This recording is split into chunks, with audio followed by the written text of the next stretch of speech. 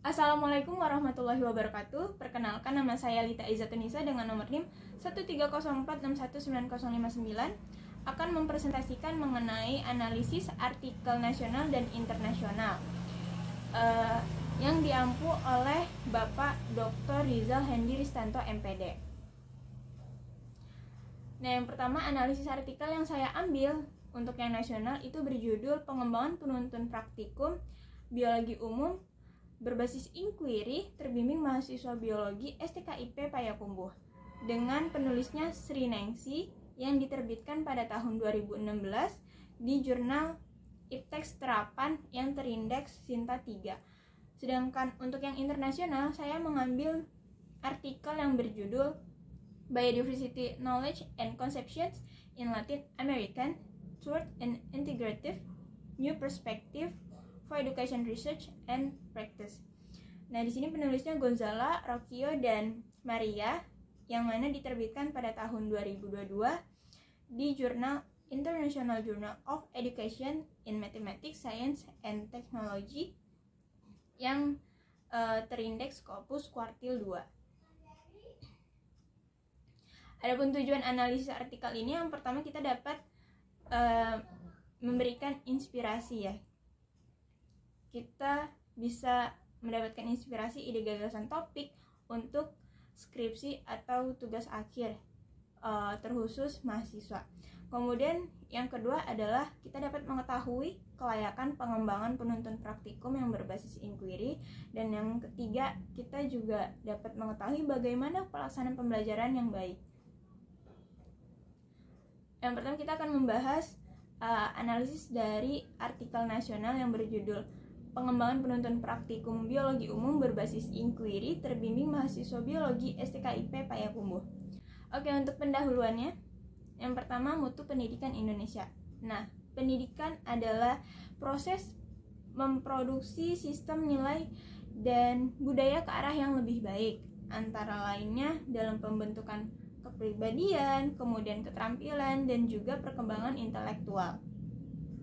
Di sistem pendidikan nasional di Indonesia itu belum mengetahui perubahan yang ada gitu ya. Maka dari itu pemerintah mengadakan pembaharuan. Nah, berdasarkan mutu pendidikan di Indonesia itu dilihat dari beberapa hal yang mempengaruhinya, yaitu ada kurikulum, kemudian proses pembelajarannya, evaluasi kualitas pengajaran, dan sarana juga prasarana. Nah, di sini penuntun praktikum termasuk ke dalam sarana dan prasarana yang mana dapat mempengaruhi mutu pendidikan di Indonesia. Namun di STKIP Payakumbuh ini penuntun praktikumnya masih lemah gitu ya. Di sini kita dapat lihat bahwa penuntun praktikumnya masih bersifat konvensional gitu. Kemudian langkah-langkah yang dituliskan itu belum jelas, lalu lebih menekankan pada hasil produk praktikum tersebut dibandingkan proses kegiatan dalam praktikumnya. Nah, maka dari itu peneliti atau penulis ini mengembangkan penuntun praktikum yang mana untuk meningkatkan aktivitas, motivasi, hasil belajar, dan kemampuan berpikir peserta didik untuk lebih baik gitu ya. Oke, di sini metode yang digunakan menggunakan model PLAM yang mana ada 3 tahap. Yang pertama itu identifikasi dan analisis. Di sini adalah pelaksanaan praktikum, penuntun praktikum, dan kurikulum juga mahasiswa yang kita identifikasi dan kita analisis terlebih dahulu bagaimana pelaksanaan praktikumnya, kemudian penuntun praktikumnya itu bagaimana, dan kurikulum serta mahasiswanya itu kondisinya bagaimana gitu ya. Nah, setelah tahapan pertama kita ke tahapan kedua, yaitu pengembangan dan implementasi. Dari masalah-masalah yang sudah kita cari, yang sudah kita analisis, itu kita rumuskan dan kita susun untuk merancang produk.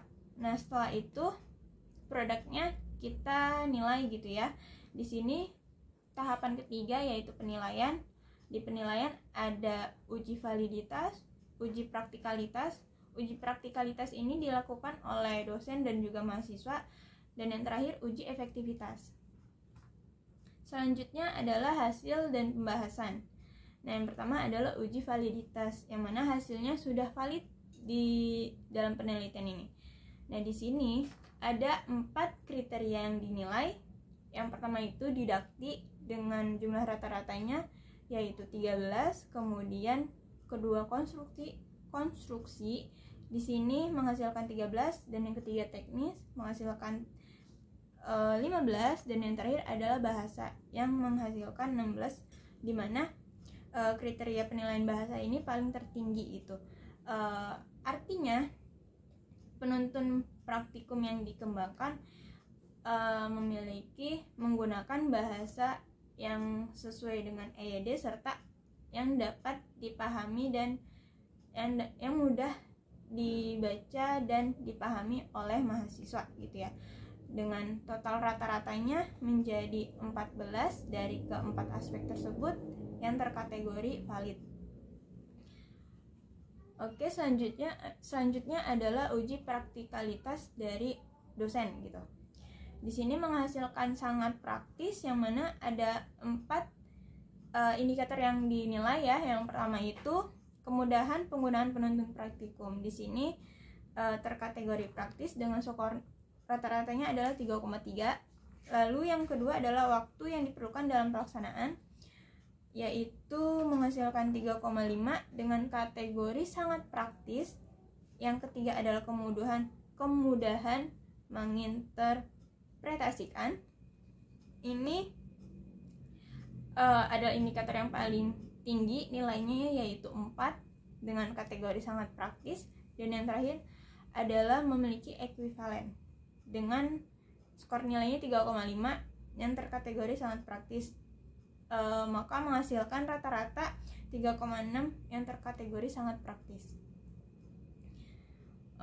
Selanjutnya adalah uji praktikalitas oleh mahasiswa dengan hasil nilai kategori praktis. Di sini pun juga ada 4 indikator yang dinilai seperti sebelumnya yang oleh dosen ya. Namun di sini kategori waktu yang diperlukan dalam pelaksanaan itu rendah ya, dengan nilai skor 2,6 yang terkategori kurang praktis. Kenapa? Karena di penuntun praktikum ini berbasis inquiry gitu ya. Jadi lebih menekankan pada proses kegiatan praktikumnya dibandingkan hasil produknya, sehingga waktu pelaksananya pun perlu jangka waktu yang lama gitu ya, bukan yang sedikit atau yang cepat. Dan sehingga mahasiswa itu kurang tertarik pada waktu pelaksanaan yang cukup lama tersebut. Nah, selanjutnya adalah dari uji efektivitas, yang mana menghasilkan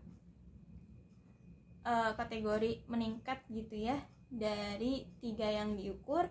Yang pertama itu aktivitas, motivasi, dan juga hasil belajar mahasiswa. Untuk yang gambar A tersebut itu adalah hasil dari aktivitas mahasiswa, yang mana terkategori sangat efektif gitu.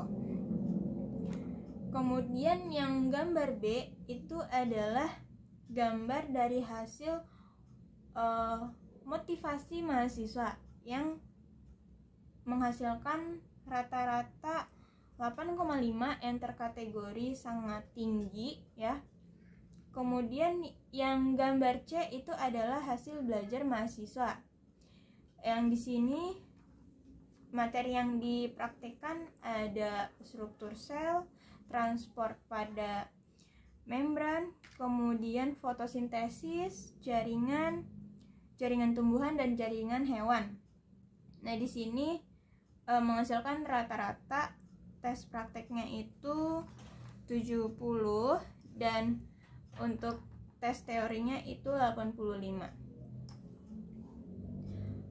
Sehingga dapat disimpulkan bahwa pengembangan penuntun praktikum biologi umum berbasis inquiry yang dibuat ini adalah produk yang layak digunakan dan dibutuhkan bagi mahasiswa STKIP Payakumbuh yang sudah dibuktikan dari nilai-nilai data-data hasil uji validitas, uji praktikalitas, dan uji efektivitas yang mana menghasilkan meningkat gitu ya, positif lebih baik gitu. Yang selanjutnya membahas artikel internasional yang berjudul Biodiversity Knowledge and Conception in Latin Americans Toward an Integrative New Perspective for Education, Research, and Practice. Pendahuluannya, jadi pertama biodiversitas.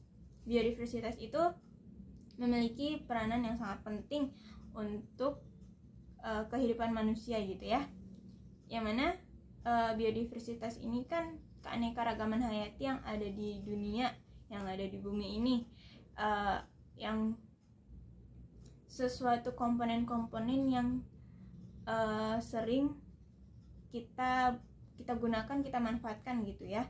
Nah, namun dari kegunaan tersebut yang digunakan oleh manusia, beberapa gitu ya, dengan manusia yang tidak bertanggung jawab itu menggunakan biodiversitasnya itu terlalu berlebihan gitu, sehingga dapat terjadi penurunan tingkat keanekaragaman hayati di dunia, atau yaitu degradasi yang meluas terhadap biodiversitas.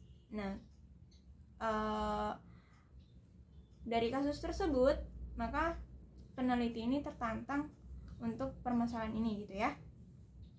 Si peneliti ini melakukan pendekatan holistik untuk mensintesis pengetahuan dan mutakhir tentang pendidikan keanekaragaman hayati.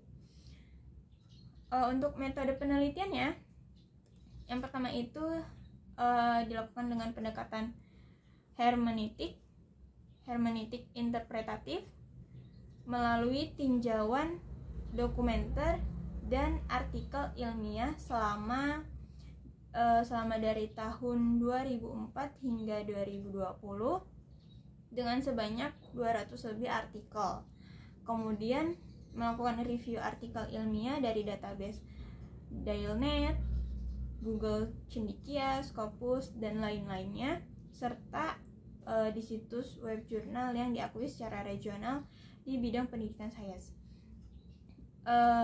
Selanjutnya mengamati kebutuhan untuk memasukkan akademik tertulis produksi dalam proceeding konferensi yang terkait dengan tren penelitian pendidikan sains dan pelatihan guru. Kemudian juga melakukan diskusi tentang tren dan isu-isu kritis dari sistem kategoris yang mengenai tentang keanekaragaman hayati ya. Lalu topik yang berkaitan ini dengan pemahaman guru tentang keanekaragaman hayati dari konsepsi alternatif siswa dan pengetahuan konseptual, baik dari perspektif pengetahuan antar budaya dan konvensional ilmiah. Nah, dari metode penelitian yang sudah dilakukan menghasilkan hasil dan pembahasan, yaitu dari pengetahuan ilmiah konvensional pertama ya, itu dari konsepsi dan pemahaman konseptual siswa. Jadi di sini pengetahuan siswa masih mendasar gitu, belum kritis.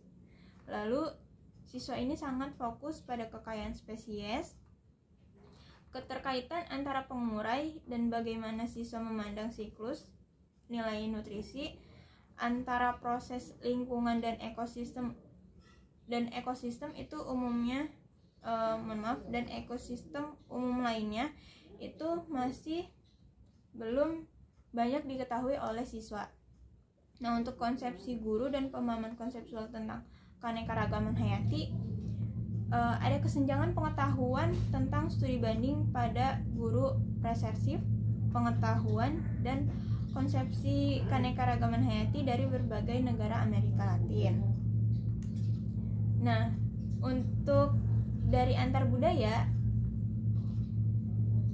konsepsi dan pengetahuan siswa itu beberapa upaya baru-baru ini telah mengusulkan integrasi siswa untuk menunjukkan keragaman cara kelompok budaya. Jadi di sini menemukan suatu aspek yang menarik untuk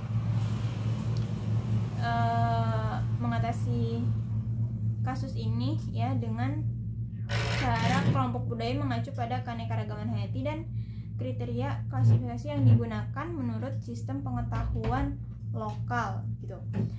Kemudian dari konsepsi dan pengetahuan guru, menghadirkan visi hidup yang holistik dengan menghubungkan alam, manusia, dan spiritual sebagai satu kesatuan yang saling terkait, sehingga dapat disimpulkan untuk membantu dari tantangan sebuah masalah biodiversitas, peneliti ini mensintesis pengetahuan dan konsepsi biodiversitas untuk penelitian dan praktek pendidikan.